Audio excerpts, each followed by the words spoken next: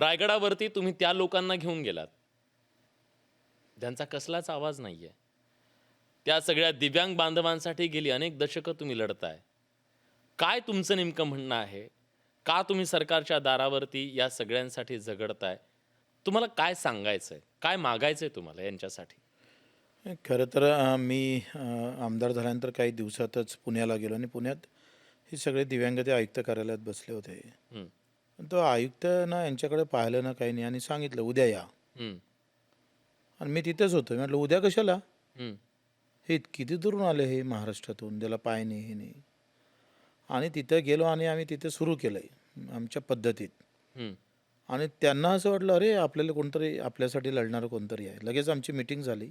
हं. आम्ही आय-बी रेस्ट हाऊसला गेलो पुण्याच्या आणि त्यांना सगळं विचारून घेतलं आहे. आणि तेव्हा ठरवलं की आता पुढचा लढा फक्त यांच्यासाठी करू.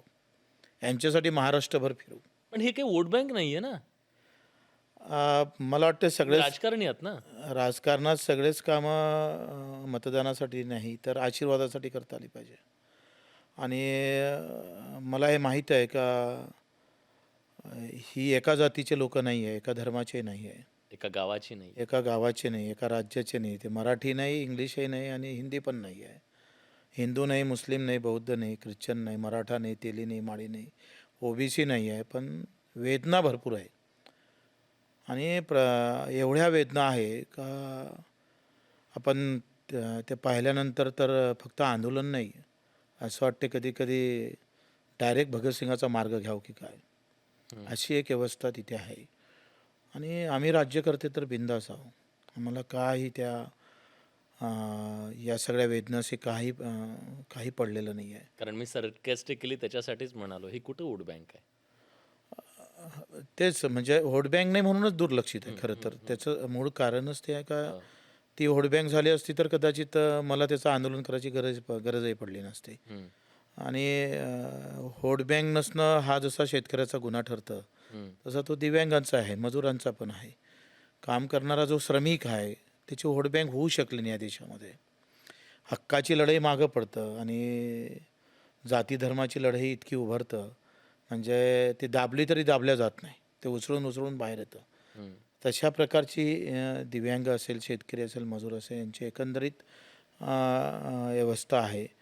आणि यांच्यासाठी लढतं म्हणजे 95चा कायदा होता हं. आणि कायदा अंमलबजावणी आला म्हणजे त्याला आम्ही स्वीकारायला 10 वर्ष लागले.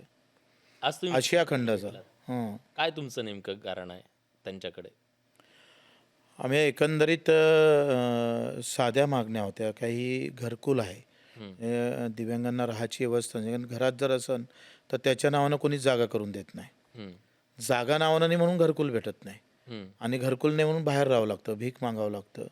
अतिशय वाईट अवस्था आहे. कारण घरातला माणूस समाज मन अजून तयार झालं नाही स्वीकारण्यासाठी. स्वीकारायला कारण ते शाप आहे म्हणजे ते काय म्हणतं का मागच्या वर्षाचं मागच्या जन्मातलं जन्मीचा पाप आहे. पाप आहे, शाप आहे. पापामुळं तो दिव्यांग झाला.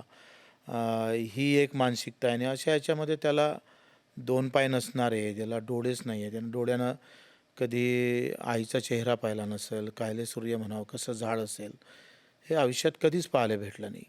पाय नसणाऱ्या माणसानं कसं चालावं आम्ही खूप जवळून पाहिलं. घासत 50 वर्ष गेली त्याला सायकल नाही भेटली हो. घासत जातोय तो, रेंगत जातोय.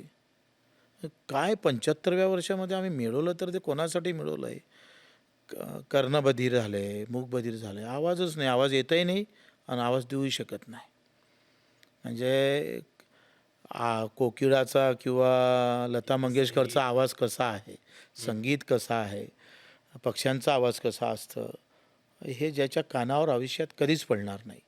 मतिमंद आहे, अतितीव्र आहे. एका घरी 4-4 दिव्यांग असे झोपलेले असते. आम्ही त्या नगरच्या देशमुख कुटुंबाकडे गेलो. एवढी जागा आपला हा जो आहे ना, एवढ्याच जागेत 3 जण झोपले होते.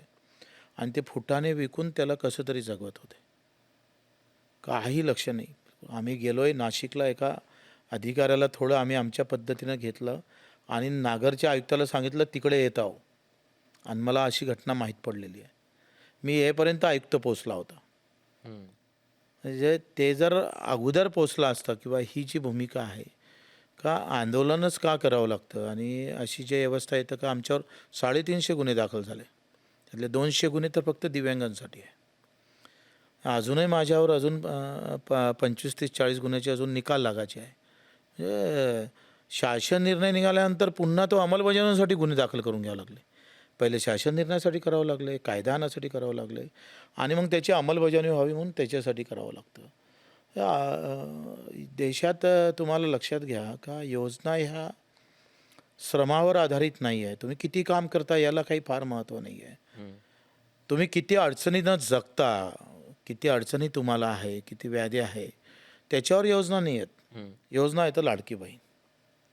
मताची एकंदरीत त्यांच्या वजाबाकी, योजना आल्या आता. म्हणजे मताची वजाबाकी बरोबर होईल. हम्म. पण मी आज मुख्यमंत्र्यांना तेच म्हटलं की तुमच्या योजना तर याच्यासाठी असायला पाहिजे ना.